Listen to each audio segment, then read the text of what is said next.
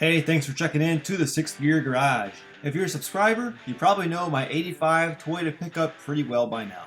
Today, I'm going to replace the oil seal where the transfer case and drive shaft meet.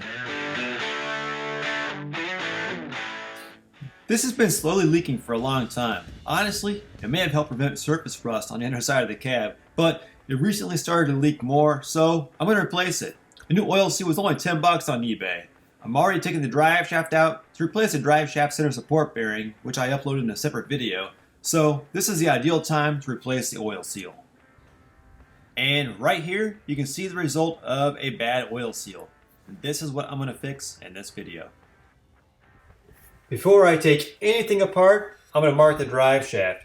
Drive shafts are balanced from the factory, and if put back on rotated 180 degrees or 90 degrees in the wrong way, you'll get a bad vibration.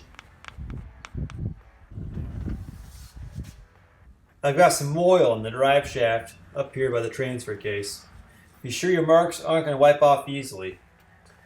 I'm using a yellow tire crayon, but I've also made a line with a can of colored spray paint in a pinch.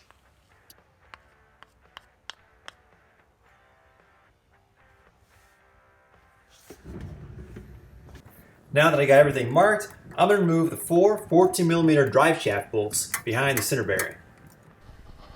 With the 4 drive shaft bolts removed, next I'm going to remove the 2 bolts holding the center bearing.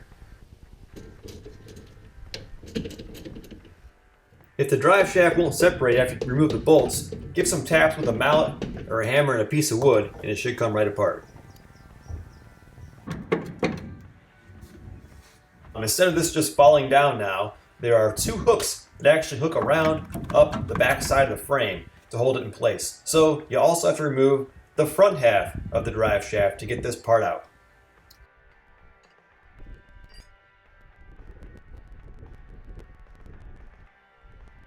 And there we go. With the 4 bolts removed, the front drive shaft comes right out and you can take the whole assembly down. With that drive shaft out of the way, let's see the transfer case, and there's a 30mm staked nut which we're going to remove, and there's some old RTV which we'll replace, and there's an oil seal back there as well.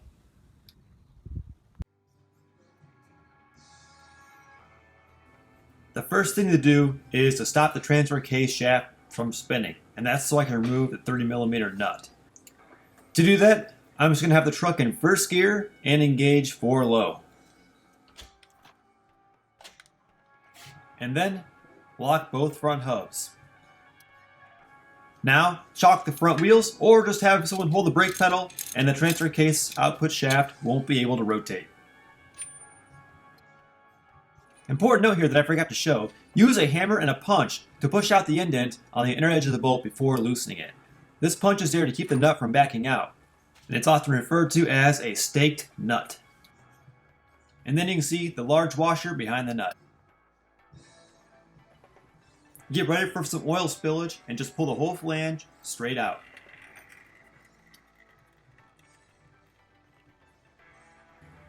And here's a good look at the oil seal that I'm about to replace.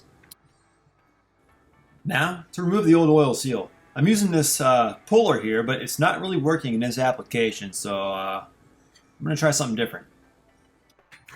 Alright, I got a flathead screwdriver now, and this is working much better. Using the edge of the oil seal as a surface to pry against, just... Oh! Sorry, GoPro.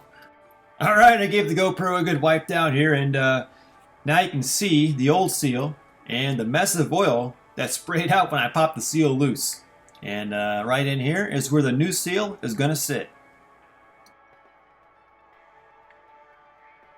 I wiped the surface clean and set the new seal in by hand, pressing just enough to get it started. Now I've got a 1 7/16 inch socket to use as a driver to press it in.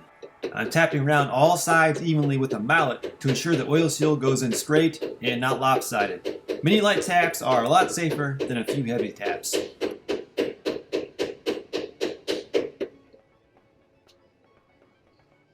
It's good to feel with your finger to ensure that all sides are flush, just as a factory seal was. And if it's not there yet, just give it a few more taps. Now I've got the flange over on the workbench. I need to remove all the old RTV sealant and clean the oil off the surface. Don't forget to clean that washer too. To clean the oil, I'm just using regular old brake cleaner. and then I just scraped off the old sealant.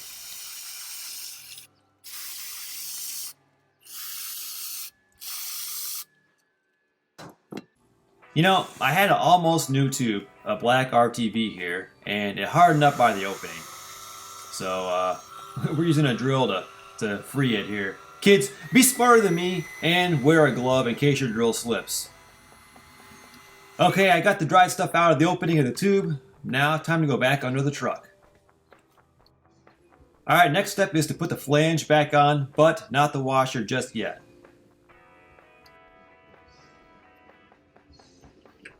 Now I'm putting the RTV sealant on the area where that washer is going to sit, and a little bit even on the threads where the nut's going to go. This will help create a seal to prevent the oil from leaking through.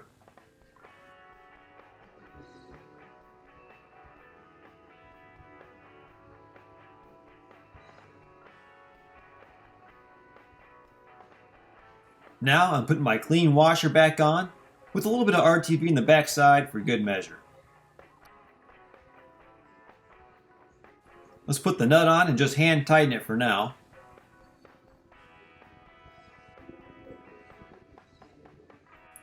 Now to torque the nut using a torque wrench and a 30mm socket.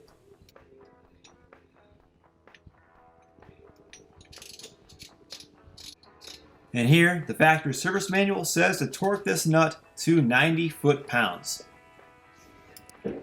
Now, I only have a deep 30mm socket, so I'm being really careful that it's perfectly straight on the nut, since I'm only holding this torque wrench with one hand.